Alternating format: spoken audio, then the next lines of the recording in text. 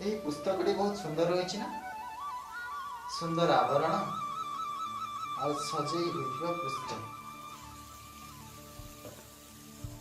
ସତରେ କ'ଣ ଏହା ଏକ ଅଦ୍ଭୁତ ପୁସ୍ତକ କହିବାର ଯୋଗ୍ୟ ଅଟେ? ଏଥିରେ ଯାହା କିଛି ବି ଲେଖା ହେଇଛି ତାହା ପ୍ରେରଣାଦାୟୀ ଅଟେ, ସମ୍ପୂର୍ଣ୍ଣ ସତ୍ୟ ଅଟେ। କ'ଣ ଏଥିରେ ଯାହା ବି କିଛି ଲେଖା ହେଇଛି ତାହା ଆମ ପାଇଁ ଭଲ ଅଟେ? ଏବେ ଏ କଥାର ନିଶ୍ଚିତ କେମିତି କରାଯାଇପାରେ?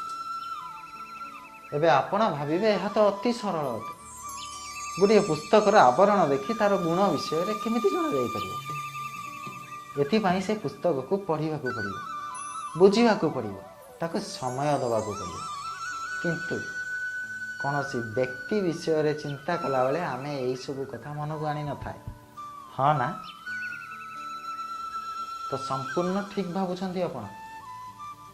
କିନ୍ତୁ ବଡ଼ ଆଶ୍ଚର୍ଯ୍ୟର କଥା କି ଗୋଟିଏ ପୁସ୍ତକ ବିଷୟରେ ତ ଆପଣ ଏସବୁ କଥା ଚିନ୍ତା କରିସାରିଛନ୍ତି, କିନ୍ତୁ ଗୋଟିଏ ବ୍ୟକ୍ତି ବିଷୟରେ ଚିନ୍ତା କଲାବେଳେ ଆପଣ ଏହି ସବୁ କଥା ନିଜ ମନକୁ ଆଣିନଥାନ୍ତି।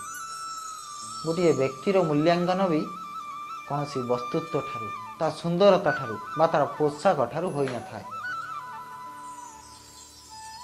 ଗୋଟିଏ ବ୍ୟକ୍ତି ବିଷୟରେ ଜାଣିବାକୁ ହେଲେ ବି ତାକୁ ପଢ଼ିବାକୁ ପଡ଼ିଥାଏ, ବୁଝିବାକୁ ପଡ଼ିଥାଏ, ତାକୁ ସମୟ ଦେବାକୁ ପଡ଼ିଥାଏ। କିନ୍ତୁ ଆମେ କ'ଣ କରିଥାଏ?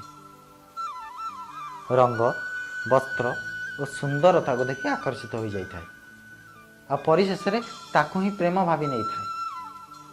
ଆଉ ଆଜି ପ୍ରତ୍ୟେକ ଦିନ କେହି ନା କେହି ଏହା ଶୁଣିବାକୁ ନିହାତି ମିଳିଥାଏ କି ତା ପ୍ରେମ ସଫଳ ହୋଇପାରିଲାନି, ତା ସହିତ ଛଳନା ହୋଇଛି।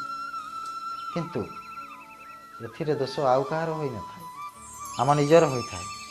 କାରଣ ଆମେ ହିଁ ସେହି ବ୍ୟକ୍ତିକୁ ସମୟ ଦେଇନଥାଏ, ତାର ଚିନ୍ତାଧାରାକୁ ପରଖିନଥାଏ।